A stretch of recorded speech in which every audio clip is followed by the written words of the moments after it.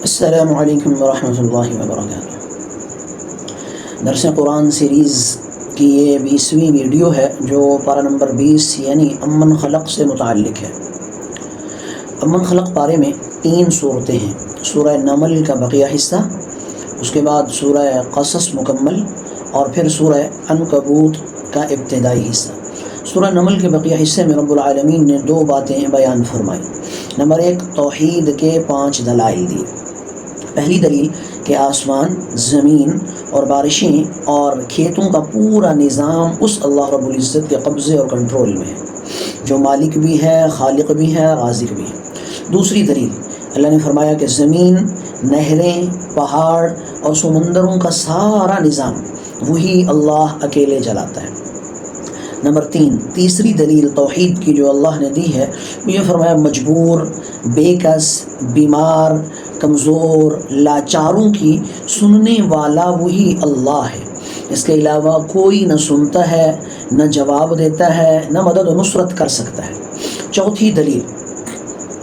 بر میں، بحر میں، تاریکی میں، روشنی میں اصل راستہ دکھانے والی ذات اللہ کی ہے،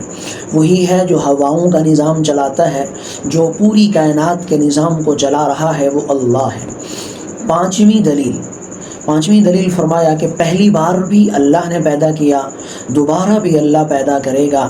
زندگی اور موت اللہ کے ہاتھ میں ہے، انسان اسی کا محتاج ہے، رازق اللہ ہیں، خالق اللہ ہیں، مالک اللہ ہیں۔ دوسری چیز جو سورہ نمل کے آخری حصے میں بیان کی گئی وہ قیامت ہے، کہ قیامت کا آنا، سور کا پھونکا جانا، پہاڑوں کا بادلوں کی طرح اڑنا ہواؤں میں، روز قیامت کا آنا، سب لوگوں کا جمع ہونا، نیک لوگوں کو ان کی اچھائیوں کا انعام ملنا، برے لوگوں کو ان کی برائیوں کی سزا ملنا، یہ سارا کا سارا اللہ کے کنٹرول میں ہے، قدرت میں ہے، اور وہ قیامت آ کر رہے گی۔ اس کے بعد اللہ نے سورہ قصص بیان فرمائی۔ سورہ قصص میں تفصیلی طور پر موسیٰ علیہ السلام کا واقعہ اور ساتھ میں فرعون کے واقعے کو بھی اللہ نے بیان فرمایا ہے، کہ موسیٰ اور ہارون کا جو واقعہ تھا اور ساتھ میں فرعون کا واقعہ، یہ اللہ نے پوری صورت میں اس کو بیان کیا۔ موسیٰ کی پیدائش، پھر موسیٰ کا بڑا ہو جانا، پھر موسیٰ کا بنی اسرائیل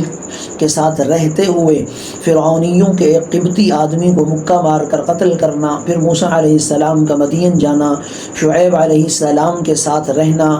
آپ کی بیٹی سے نکاح کرنا، 10 سال وہاں بکریاں چرانا، اور اس دوران ایک بڑی خوبصورت دعا،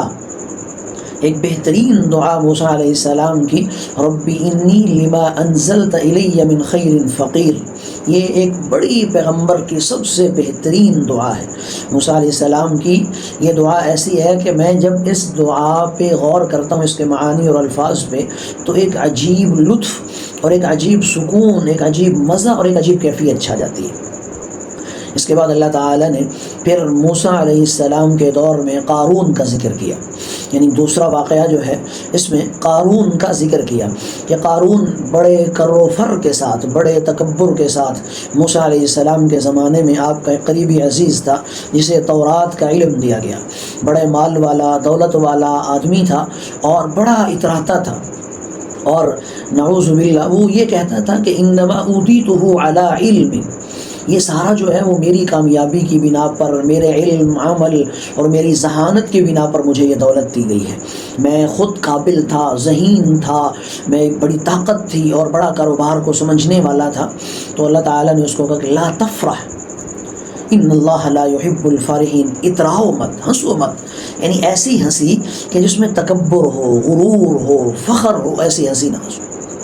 بہرحال اس کا واقعہ ہے، اللہ تعالیٰ نے اس کے واقعے کے بعد پھر سورہ عنکبوت کو شروع کیا۔ سورہ عنکبوت میں اللہ نے توحید کو بیان کیا اور مشرکین کے بت کو مکڑی کے جالے کی طرح کرا،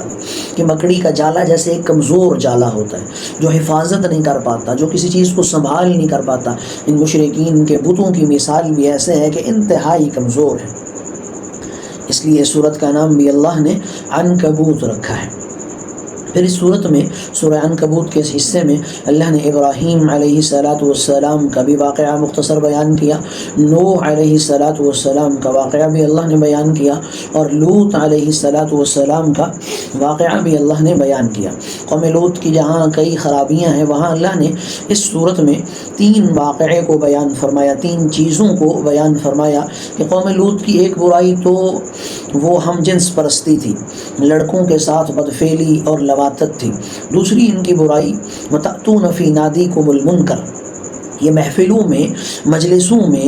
بڑی بے حیائی کے ساتھ آتے تھے، بڑی گندی اور فحش باتیں کرتے تھے، اور بعض حضرات نے لکھا ہے کہ یہ محفل میں ہوا خارج کر کے اس کو فخر محسوس کرتے تھے۔ اسی طرح وَتَقْطَعُونَ السَّبِيلَ، ان کی ایک برائی راستوں کو کاٹا کرتے تھے، چنگیاں لیتے تھے، لوٹا کرتے تھے لوگوں کو، تو بہرحال اللہ نے انہیں بھی تباہ و برباد فرمایا۔ اسی طرح رسالت کا ذکر کیا، رسالت مآب صلی اللہ علیہ وسلم کا، کہ اے نبی یہ جو مصائب ہیں، پریشانیاں ہیں، تکلیفیں ہیں، یہ ساری من جانب اللہ ہیں، اللہ کی طرف سے آزمائش آتی ہے۔ اگر آپ ثابت قدم رہے، ڈٹے رہے اور دین قیم پر چلتے رہے تو اللہ آپ کو فتح یاب کرے گا، آپ کامیاب و کامران ہوں۔